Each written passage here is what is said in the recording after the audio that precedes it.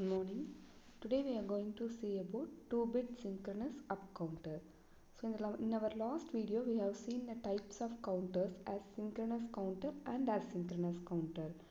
So in asynchronous counter the clock is given simultaneously to all the flip-flops. Now we are going to see how this synchronous counter we can design. We are going to design 2-bit synchronous up counter. So for designing we are having some steps.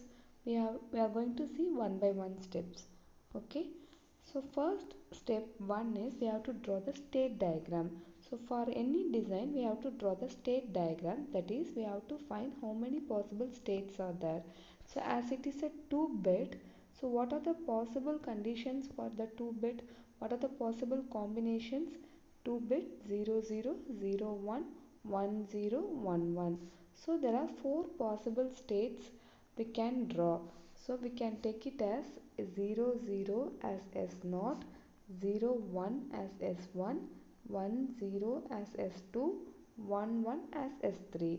So after 0 0 it counts 0 1, 0 1, after that 1 0, after this 1 0 1 1, and again the state repeats for 0 0. So this is the state diagram for 2-bit synchronous up counter. Okay, so we are name it as S0, S1, S2, S3. So from the state diagram we can draw the state table. So this is the state table. We can take this present state as Q1 and Q0. So and main thing we have to give the clock pulse. So sequential circuit means mainly we have to remember the clock pulse. And in the synchronous circuits we are giving clock pulse to all the flip-flops simultaneously. So initially the state is 0 0, then it is 0 1, 1 0, 1 1, and for the fourth clock cycle then it repeats for 0 0.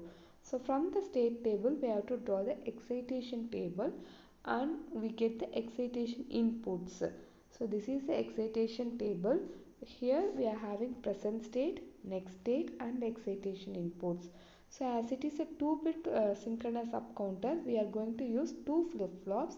Here we are using JK flip-flop. So from the excitation table of the JK flip-flop, we got our excitation inputs. So we are using 2 flip-flops. So it is J1 and K1 and J0 and K0. So this excitation inputs we got from the present state and next state. For example, Q1 is 0 and next state Q1 plus is 0. Then we can 0 0 it is can be written as 0 don't care. Okay, and for 0 1 we can written as 0 1 don't care. Similarly, we have to fill a full table. That for example 1 0 we can fill don't care 1. 1 0 it is again don't care 1.